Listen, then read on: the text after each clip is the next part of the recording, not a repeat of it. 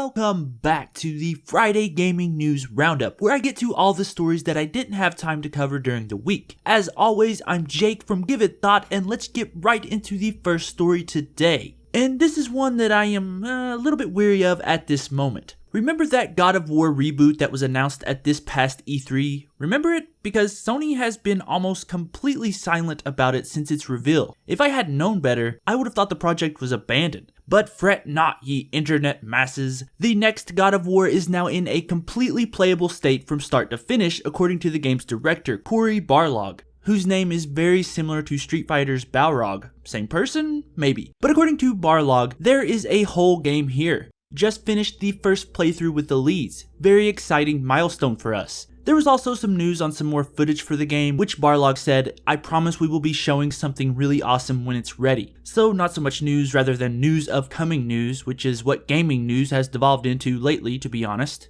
This God of War sequel, I guess it's a sequel since it is set after the events of the third game, which makes about zero sense unless they retcon the ending, is not set to feature an open world, which is a fact that I love. It has also gotten some hate about trying to follow The Last of Us's formula too closely, but we've only seen a clip of the game so far, so who really knows what the end result will be. Kratos is also set to lose his original voice actor T.C. Carson and gain a new one in Stargate SG-1 actor Christopher Judge. Also, no multiplayer is being planned for the game, so you fans of Ascension's multiplayer are sadly out of luck. I'm okay with that personally. I like to have single and multiplayer games separate, but I will be sad to see that game mode not capitalized on. We may see it again in the future. Unfortunately, at this time, no release date has been given for the game. This next story is a bit of a wild one, and I just wanted to work it in here. President Rodrigo Duterte of the Philippines has decided that he wants to close all online gaming operations throughout his country. Specifically, he said, "I am ordering the closure of all online gaming." So I really feel for those people in the Philippines. His reasoning for this was due to the supposed corruptions in the online gaming licenses, which he thinks are making too much money. Duterte has also went after online gambling as well, which he attributes to online gaming. And after he declared all this, some of the stocks of the gaming websites in the country fell up to 30%, which is really alarming for those companies. How will he close all these companies? Due process, folks. That's just about as vague as the Underpants Gnome's business plan. I don't know much about the gaming culture in the Philippines, but what I do know is that it can't be much different from here. People are people no matter where they are. And I could get into how video games are not harmful yet again, but I think I'll hold my tongue this time. This guy, Duterte, closing down online gaming is the least of the population of that country's worries though. He recently called the United Nations rights chief an idiot for investigating him for murder after he threatened to burn down the UN headquarters. No joke, this guy has a few screws loose. And I'm putting that very lightly. All joking aside, my heart goes out to the people of that country who have to deal with this crazy dude. On a much lighter note, Nintendo has struck again with the heavy hand of copyright law. This time, the victim, or lawbreaker, your opinion, was the ROM hack Pokemon Prism. This thing has been in development for 8 years and was built around the base game of Pokemon Crystal. As far as I can tell, this is the first time a ROM hack has been taken down by Nintendo. Certainly, fan-made games have been in the past, but this game was built largely using Pokemon Crystal's innate files. The creator of Pokemon Prism took to Twitter Wednesday morning to announce the game's cancellation. Quote, "I'm sorry everyone, but Pokemon Prism is cancelled. Thank you for your support." He also said that once he received the email from his website host, he called the law office to verify and it's real. This also shut down 2 of his other ROM hacks, Pokemon Brown and Region Adventures. So Pokemon Prism went down with his whole ship.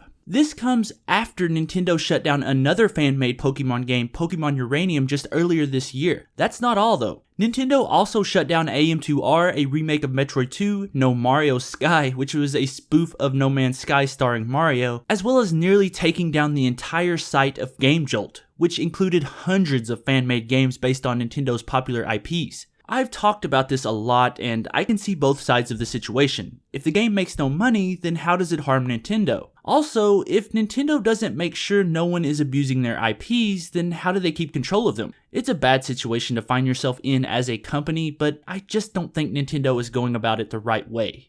Speaking of Nintendo, some more news has come out about their upcoming console. The Switch is said to run 40% slower when undocked. So when you're away from your TV, the system will not function on the level it would in its little cradle. First reported by Digital Foundry, they suggest that the console clocks in at a whopping 40% slower speeds when taken on the go. CPU and memory stay the same, but there's a vast difference in the GPU. It has also been found that the console will likely never use the custom Tegra X1 chip to its full power. That chip is capable of 1 GHz speed, but according to Digital Foundry, the Switch will only ever make it up to 768 MHz at best. It was also shown that developers can choose to hobble Switch performance when plugged in to match the handheld profile should they so choose. This could make development for the system difficult though, as I have feared since the console's announcement. One developer source for Eurogamer suggests that developing for this system would be like creating two different versions of the same game, almost like producing a PS4 game and a PS4 Pro variant.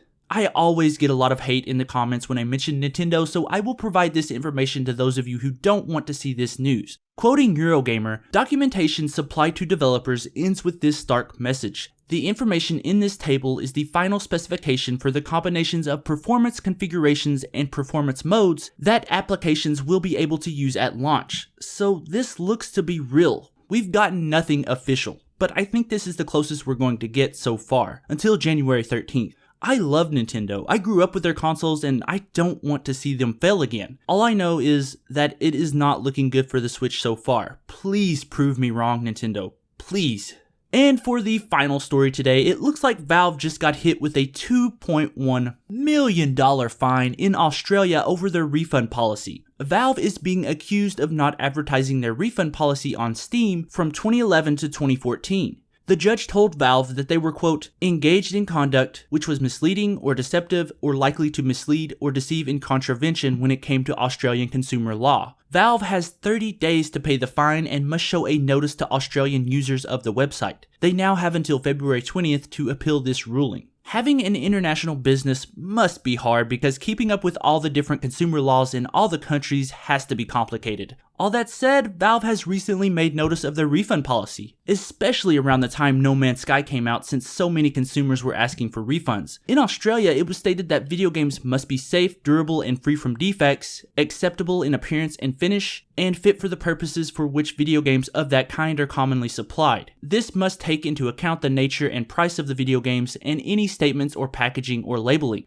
This just means if a game does not meet those requirements, then you must be allowed a refund. Seems fair enough to me. In fact, I wish more places took that stance. But I think that's where I'm going to wrap things up today. This turned into a much longer video than I planned, so be sure to tell me if you like these longer form news roundup type videos. Also be sure to tell me your thoughts on any of these stories down below. And if you enjoyed this video, you know what you have to do. Make sure you hit that like button for me, and if you're new here, be sure to hit that subscribe button so that you're up to date on all the upcoming gaming news. Thank you so much for watching, and remember, give thought to everything.